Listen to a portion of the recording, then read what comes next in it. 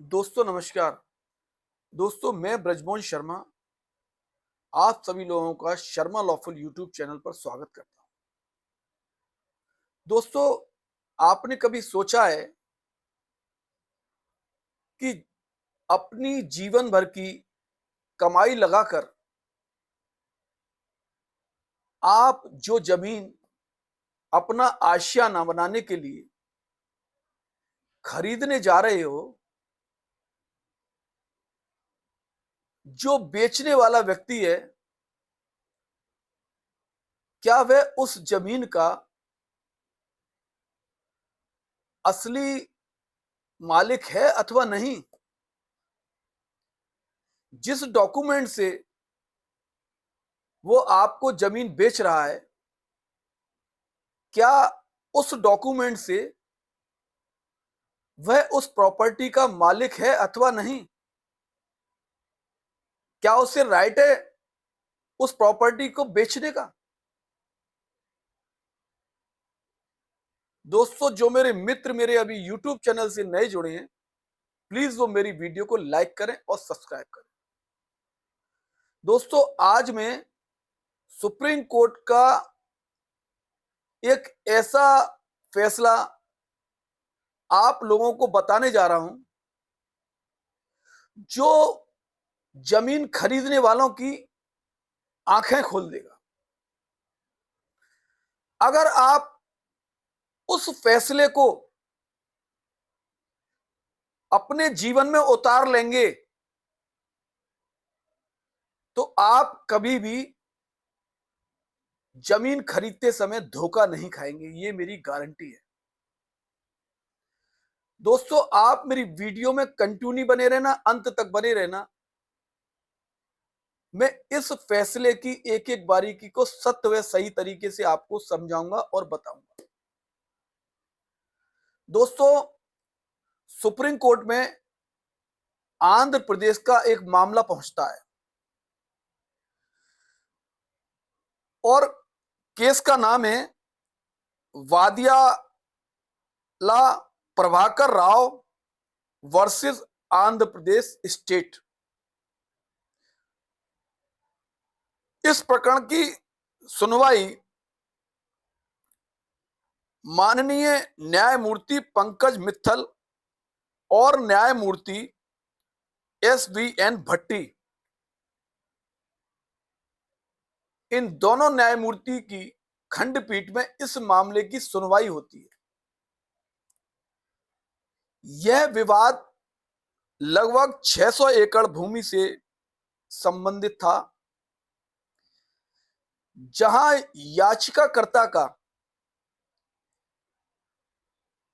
केवल राजस्व अभिलेखों यानी revenue record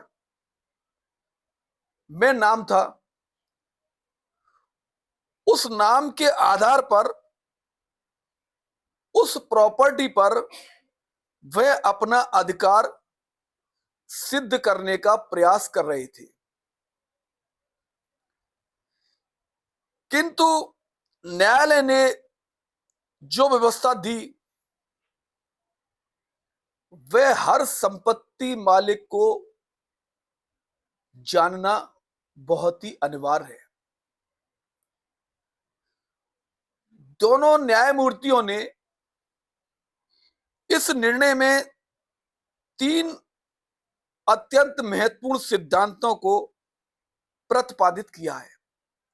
one by one मैं आपको बताने जा रहा हूं।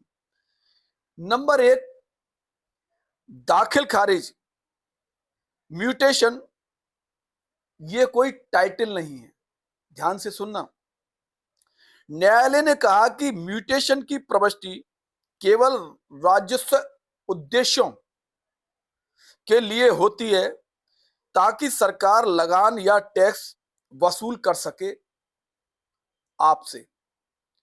इससे ना तो कोई नया स्वामी उत्पन्न होता है और ना ही पुराने का अधिकार समाप्त होता है।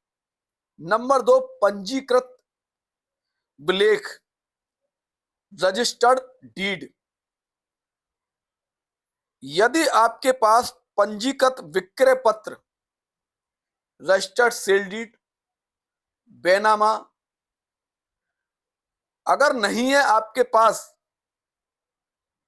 तो केवल सरकारी पंजीकरण में नाम होने से आपको कानूनी स्वामी नहीं माना जाएगा। आपके पास सेल डीड, रजिस्ट्री, बैनामा ये होने ही चाहिए। अगर आपके पास ये नहीं है तो आप उस प्रॉपर्टी के ओरिजिनल ऑनर कतई नहीं हैं।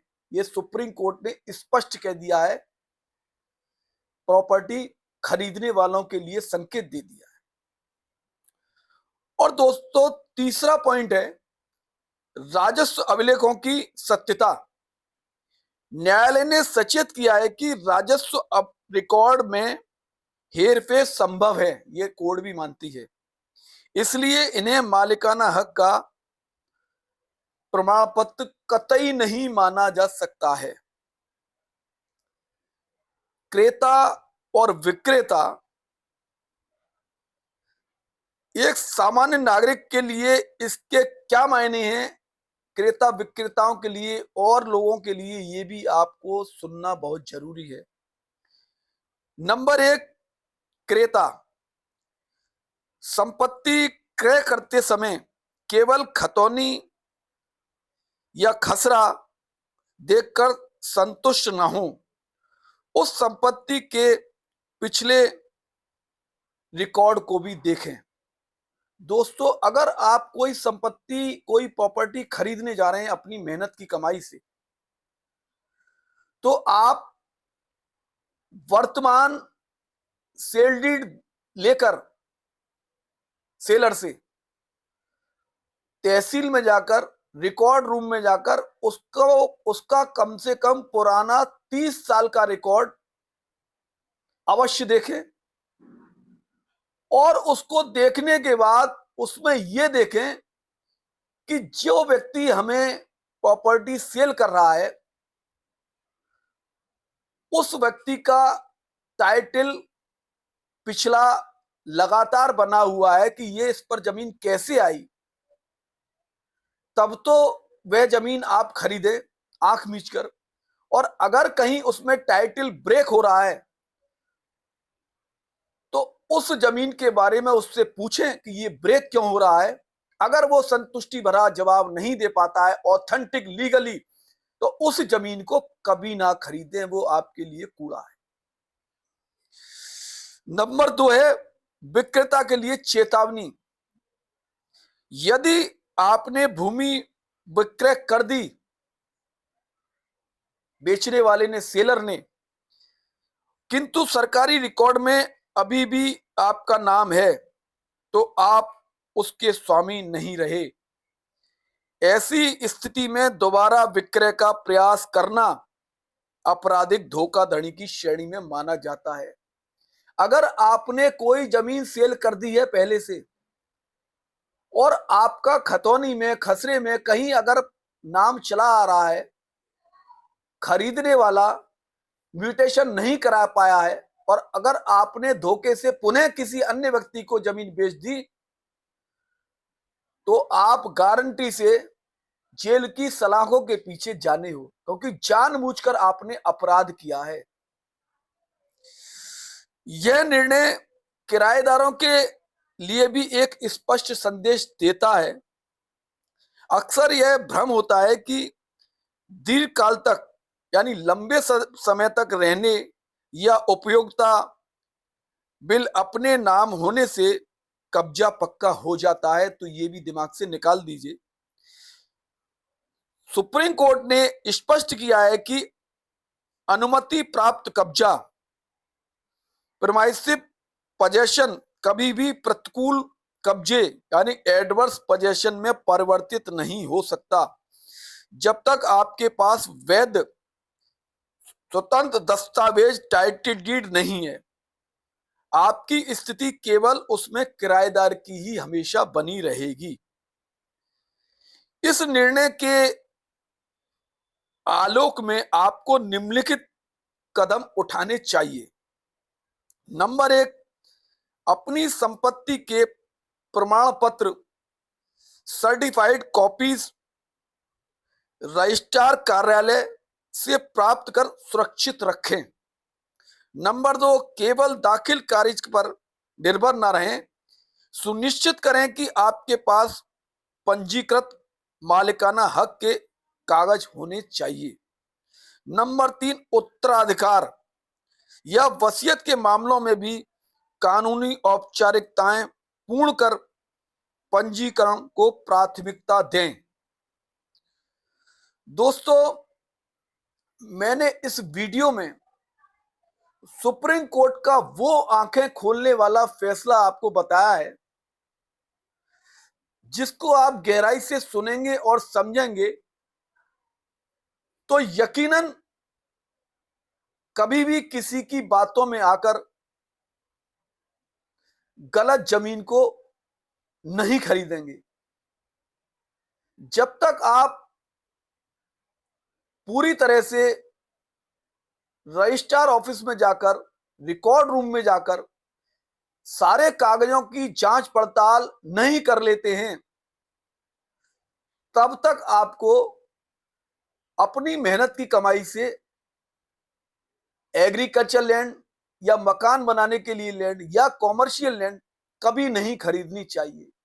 और अगर ऐसा आप करते हैं तो आप जिंदगी भर बूढ़े हो जाओगे। कोर्ट कचहरी के चक्कर लगाते लगाते आपको वो जमीन सपने में भी नहीं मिलेगी।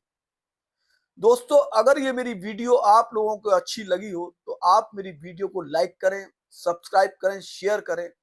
और अगर आपके आसपास कोई ऐसी जनहित की समस्या है तो आप बेधड़क मेरे चैनल में उस समस्या को कमेंट्स बॉक्स में लिख सकते हैं। मैं आपसे वादा करता हूं कि मैं आपकी उस समस्या पर लीगली सत्य व सही वीडियो बनाकर पेश करूंगा। धन्यवाद। जय हिंद, जय भारत।